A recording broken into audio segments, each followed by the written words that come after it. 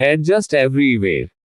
जीवन में हर एक अवसर पर हम खुद ही समझ पूर्वक सामने वाले को एडजस्ट नहीं होंगे तो भयानक टकराव होता ही रहेगा। जीवन विषमय हो जाएगा और आखिर में तो जगत जबरदस्ती हमारे पास एडजस्टमेंट करवाएगा ही। इच्छा हो या अनिच्छा, हमें जहां तहां एडजस्ट तो होना ही पड़ेगा। तो फिर समझ बूझकर ही क्यों नहीं एडजस्ट होगी, जिससे कई टकराव टाल सके और सुख शांति स्थापित हो। Life is nothing but adjustment, अर्थात जीवन एडजस्टमेंट के सिवा और कुछ भी नहीं। जन्म से मृत्यु तक एडजस्टमेंट्स लेने होंगे, फिर चाहे रोकर ली या हंसकर। पढ़ाई पसंद हो या नहीं हो, लेकिन एडजस्ट होकर पढ़ना ही होगा। शादी के समय शायद खुशी खुशी ब्याहें, मगर शादी के बाद सारा जीवन पति पत्नी को पारस्परिक एडजस्टमेंट्स लेने ही होंगे। दो भिन्न प्रकृतियों को सारा जीवन साथ रहकर जो पाला पड़ा हो उसे निभाना पड़ता है। इसमें एक दूसरे से सारा जीवन पूर्णतया एडजस्ट होकर रहें, ऐसे कितने पुण्यवंत लोग होंगे इस काल में। अरे, रामचंद्र जी और सीता जी को भी कई बार डिसएडजस्टमेंट नहीं हुए थे। स्वर्ण मृग, अग्नि परीक्षा और सगर्भा होते हुए भी वनवास। उन्होंने कैसे कैसे एडजस्टमेंट लिए होंगे। माता पिता और संतानों के साथ तो कदम कदम पर एडजस्टमेंट्स नहीं लेने पड़ते क्या? यदि समझदारी से एडजस्ट हो जाएं तो शांति रहेगी और कर्म नहीं बंधेंगे।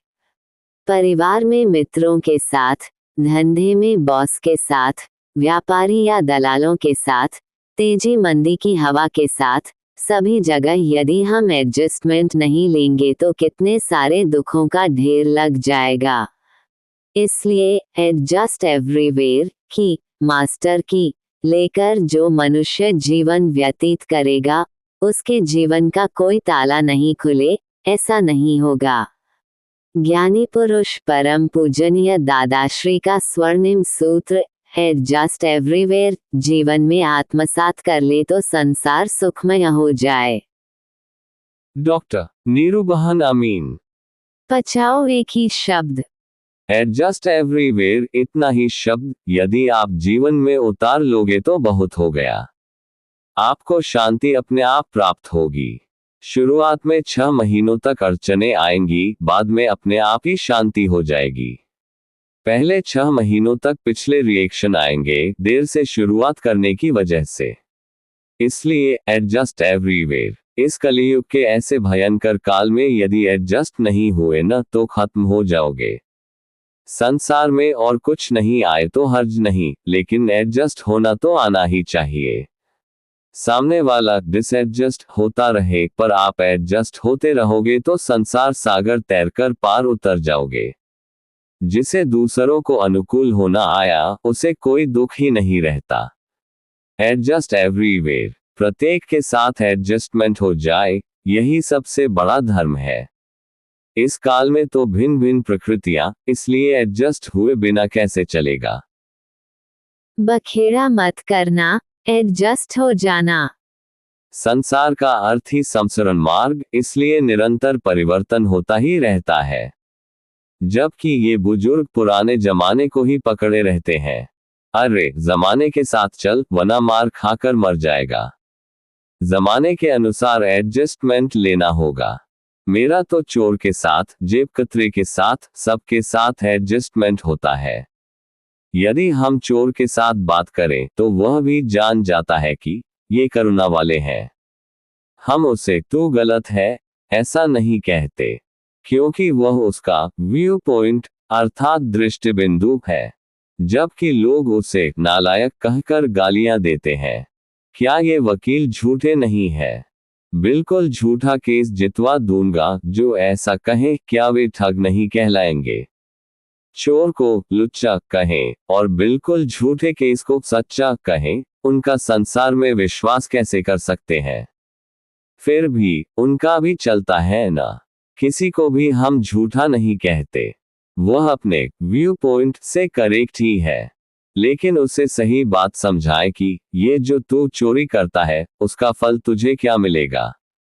ये बुजुर्ग लोग घर में घुसते ही कहते हैं, ये लोहे की अलमारी, ये रेडियो, यह ऐसा क्यों, वैसा क्यों, ऐसे बखेड़ा करते हैं। अरे किसी जवान से दोस्ती कर, ये युग तो बदलता ही रहेगा, इनके बगैर ये जिए कैसे। कुछ नया देखा कि मोह होगा, नवीन नहीं होगा तो जिएंगे किस तरह।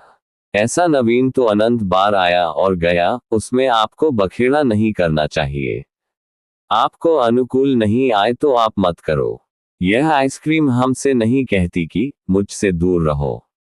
आपको नहीं खाना हो तो मत खाओ। लेकिन ये बुजुर्ग लोग तो उस पर चिढ़ते रहते हैं। ये मतभेद तो युग परिवर्तन के हैं। ये बच्चे तो जमाने के अनुसार चलेंगे। मोह यानी नया नया उत्पन्न होता है और नया नया ही दिखता है।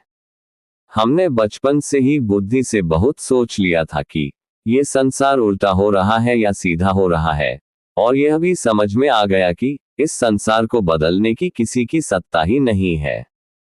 फिर भी हम क्या कहते हैं कि जमाने के अनुसार एडजस्ट हो जाओ। लड़का नई टोपी पहनकर आए तब ऐसा मत कहना कि ऐसी कहां से ले आया। उसके बजाय एडजस्ट हो जाए कि इतनी अच्छी टोपी कहां से लाया, कितने में लाया, बहुत सस्ती मिली। इस प्रकार एडजस्ट हो जाना। अपना धर्म क्या कहता है कि असुविधा में सुविधा देखो। रात में मुझे विचार आया कि ये चद्दर मैली है, लेकिन फिर एडजस्टमेंट ले लिया तो फिर इतनी मुलायम महसूस हुई कि न पूछो।